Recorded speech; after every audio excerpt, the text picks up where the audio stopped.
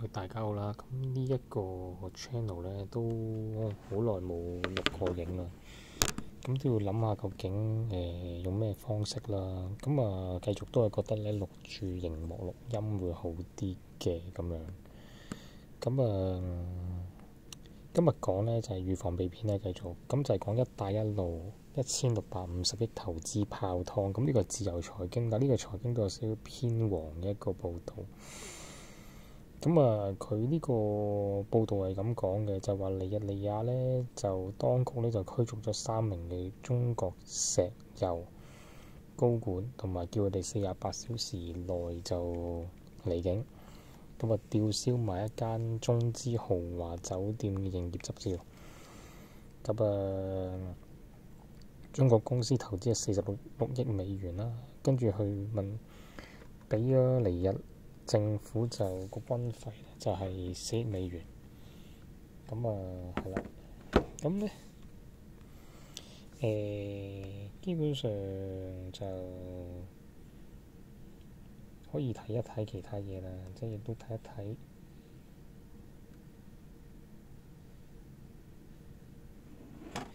就係講緊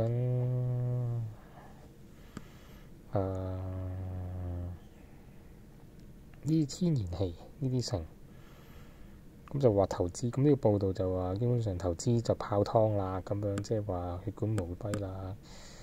泡湯問號咁樣。咁但係件事咧，你睇咧就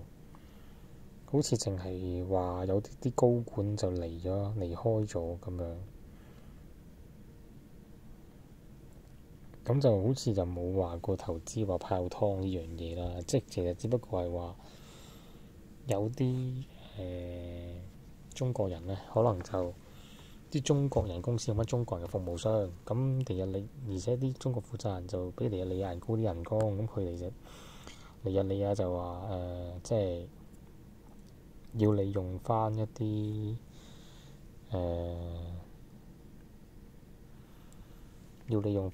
嘅即係尼日利亞嘅服務商啦，咁樣啦。跟住咧，呢個自由財經就話咧即係話非洲最狠嘅兄弟尼日啊，用狼牙棒把中石油高層往死裏錘啊！作客嘅46億美元話吞就吞，跟住中國仲去年即係借咗4億俾尼日軍咁啦，咁但係成件事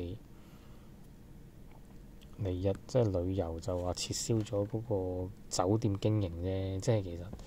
你投資咗嗰個46億，你唔係投資呢個咩噶嘛？即係你唔係投資做酒店啊，大佬，你投資石油行業，咁石油行業係咪真係已經沒收晒你全部嘅資產呢？咁其實呢就冇寫嘅，所以我覺得呢個自由時報、自由財經係啲文字或者啲資訊呢係有啲問題嘅。咁 anyway 啦，咁其實呢個資訊都係話呢，即係首先你一定要預防被騙，有2個原則啦。跟住第一樣嘢就係你要睇清楚啲文字寫啲乜嘢先嘅，即係如果唔係咧，你一睇標題，即係中國俾人坤咗1650億，但係1650億係講緊台幣喎，咁你爭好遠喎，台幣、港幣同埋美金啊爭好遠啦。第一樣嘢已經啦，咁第二樣嘢就係尼日驅逐咗3名中國央企高管，關閉中資就業，咁你就以為拉人封艇趕埋佢走，跟住就以後唔俾佢經營個石油行業啦。其實唔係咯，冇咯，即係其實你負責嗰個採原油嘅中國管理人員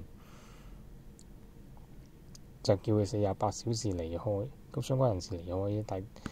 冇話過唔係繼續去做呢樣嘢啊嘛。即係其實嗰個重點就係話，其實尼日利亞佢係話要尼日爾人喺呢件事度，即係其實佢簡直佢要分翻啲陀地俾翻尼日利亞嘅咁樣。咁所以其實呢樣嘢我又見唔到話投資就泡咗湯。不過可能你調翻轉角度，真係要分多杯羹俾人啦，即係你唔可以自己分翻俾自己，又即係配翻俾自己，跟住全部都尼日利亞啲人都冇份享受到嗰個資源啦咁樣。咁所以就預防被騙啦，預防被騙啦。